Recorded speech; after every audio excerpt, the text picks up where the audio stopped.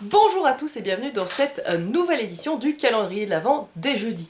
Aujourd'hui nous sommes le 22 et nous allons parler saucisses. No joke, on va vraiment parler saucisses parce que j'ai ce petit jeu, pas de saucisses. Alors pourquoi est-ce que j'ai acheté un jeu avec des saucisses? Eh bien parce que je trouvais ça drôle. Je ne sais pas du tout ce que vaut le jeu, mais je trouvais ça marrant, l'illustration m'avait fait rire, donc je me suis dit que pour un petit jeu d'ambiance avec des saucisses, c'était rigolo. Donc voilà, vous pouvez trouver pas de saucisses dans le bar à jeux. Donc c'est un jeu de Mathias Rossi pour 2 à 6 joueurs, une durée d'une quinzaine de minutes et des joueurs de 8 ans et plus. Et c'est édité par Jumping Turtle Games. Jamais vu ce logo de ma vie. Mais je crois que c'est allemand. Je peux peut-être vous dire ça. Non, j'ai pas d'indication. Mais voilà, ça avait l'air sympa, donc voilà. Pour ce qui est de l'illustrateur, l'illustratrice, je pense, c'est Alice Steven Severy. Voilà. Je me posais la question de Jumping Turtles, je vais regarder. Publisher 2013. Ah non, c'est belge, pardon, excusez-moi. C'est tout à fait belge. Et ben voilà, comme quoi.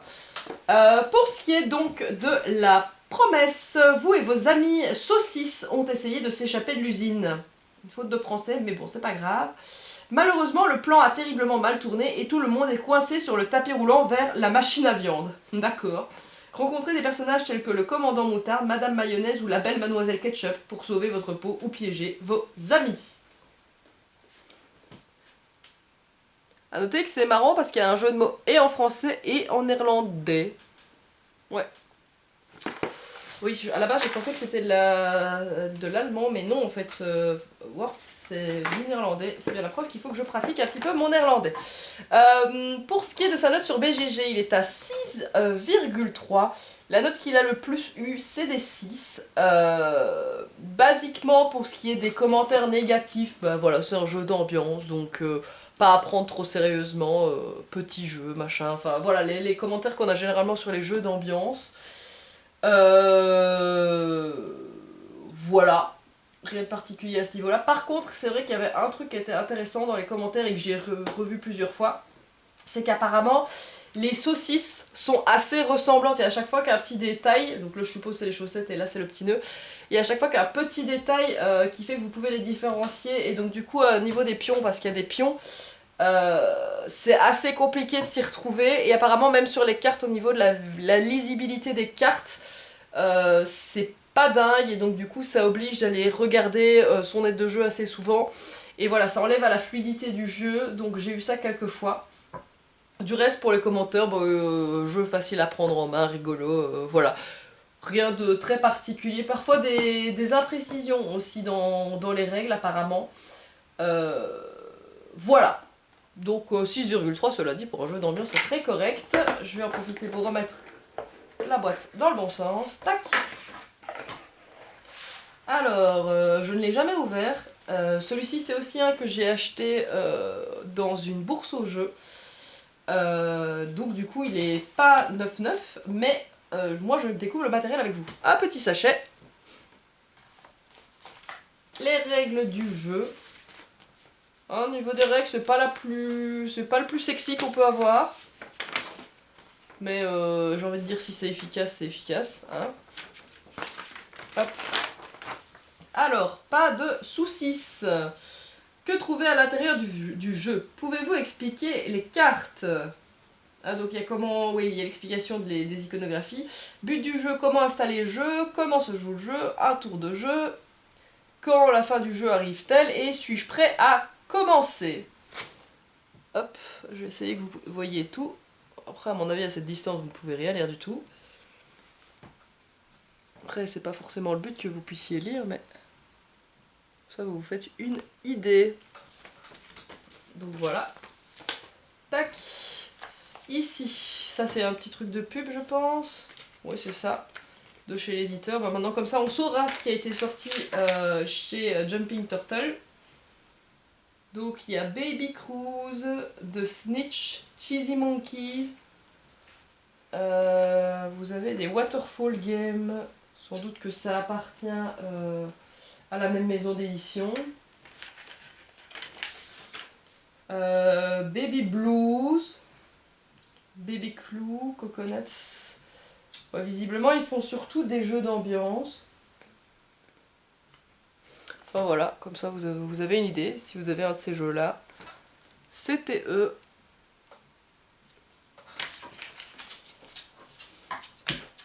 On va mettre la pub de ce côté-là. Alors, des aides de jeu. Hop. Toujours avec l'explication des iconographies. Ah oui, en français et en néerlandais. J'étais en train de me dire pourquoi est-ce qu'ils ont écrit la même chose des deux côtés, mais c'est la langue qui change. Par contre, niveau design, j'avoue que c'est pas le plus sexy que j'ai vu. Et j'ai pas joué au jeu, mais c'est vrai que les icônes n'ont pas l'air hyper simples à comprendre.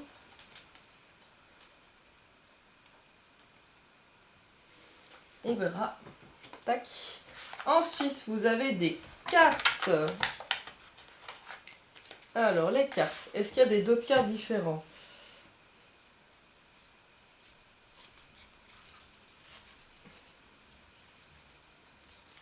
Alors là, j'ai un truc. Là, j'ai un truc. Je sais pas si je suis censée les trier, cela dit. Là, j'ai un autre truc.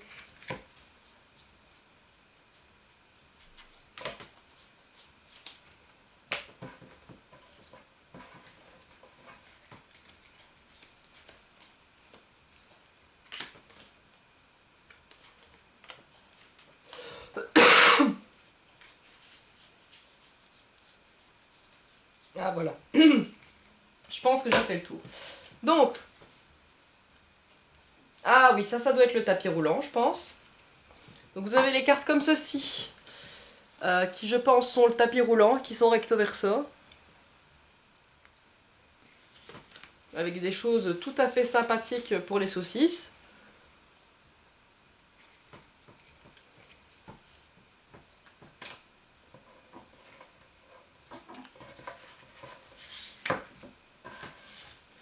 Hop. Vous avez à la fin, je pense, du tapis le hachoir, qui est imprimé des deux côtés. Vous avez des cartes points d'interrogation, qui, je pense, sont les saucisses, les personnages saucisses. Je vais vous les mettre dans le bon sens. Tac.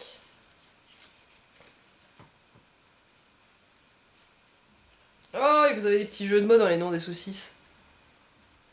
Vous avez Morto, Chippo, Frankie, Biffy, Hot Dog, Knacky, Wurst et Champi. Oui, je trouve ça drôle, les jeux de mots sur les saucisses.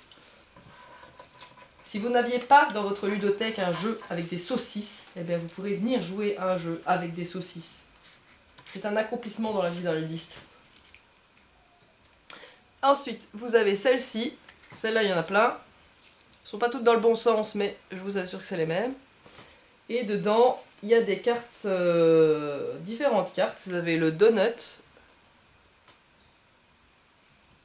Vous avez la fameuse moutarde. Vous avez un donut, mais un autre. Celui-là, il est rose. Je sais pas si ça a un impact dans le jeu. La moutarde avec une autre illustration. Les petites saucisses qui courent. Le fameux ketchup. Il y avait Madame Maillot aussi quelque part, il me semble. Ils ont parlé de Madame Maillot tout à l'heure. Ah voilà, la Maillot ici.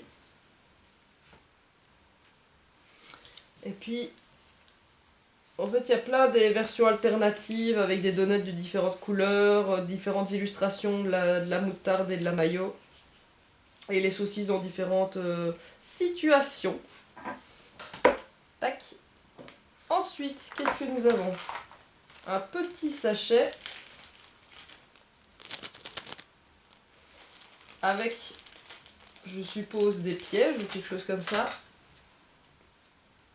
Vous avez une peau de banane avec encore l'étiquette dessus. une prise de courant débranchée. Ça fait peut-être arrêter le tapis, je suppose. De la confiture de pêche, je suppose. Je vois pas ce que ça vient faire dans l'histoire, mais d'accord. Encore une bonne... Et en fait, c'est tout en double.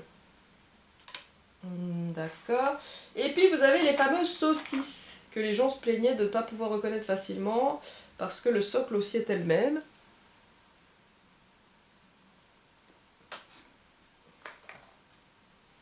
Bon, ouais, ça va, je pense qu'on peut quand même les différencier. Alors peut-être que de loin, c'est moins pratique. C'est vrai que des socles de différentes couleurs, ça aurait peut-être été beaucoup plus pratique.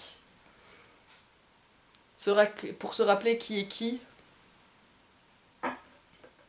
Et pouvoir les reconnaître. Ouais, à mon avis, le problème, c'est pas tellement de les reconnaître entre elles, mais c'est d'arriver à voir sur le tapis roulant la saucisse en question, et devant un joueur qui est peut-être pas à côté de vous, de voir son personnage de loin. À mon avis, c'est plutôt ça le souci.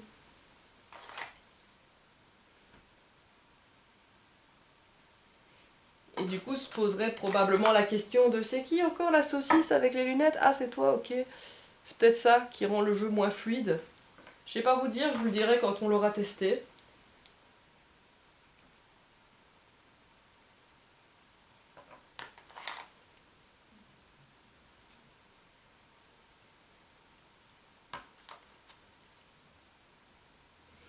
Et enfin, la dernière saucisse. Ça, c'est morteau, je pense. Ouais. Et voilà. Et donc, du coup, le jeu, je joue jusqu'à 6, on est d'accord. Il y a plus que 2, 4, 6, 8. Ah, mais oui, mais en fait, c'est vrai que je vous ai montré ça comme une saucisse, mais c'est le ketchup, pardon. Comme il y a un dessus, est-ce que probablement il y a une question de points bonus ou quelque chose comme ça, je ne sais pas. 2, 4, 6, 8. Mais il y a quand même 8 saucisses. Bon, peut-être une certaine question de rejouabilité, je ne sais pas. Et ben voilà, on a fait le tour de pas de saucisses, de saucisses, pardon, avec l'autre nom qui est Worst Case Scenario, donc jeu de mots avec saucisse et pire. Ben voilà, on a fait un petit peu le tour. J'espère que cette vidéo vous aura plu, que vous avez envie de retrouver ce fameux jeu avec des saucisses dans le bar à jeu. Et je vous dis à demain pour la suite des vidéos et à bientôt au jeudi.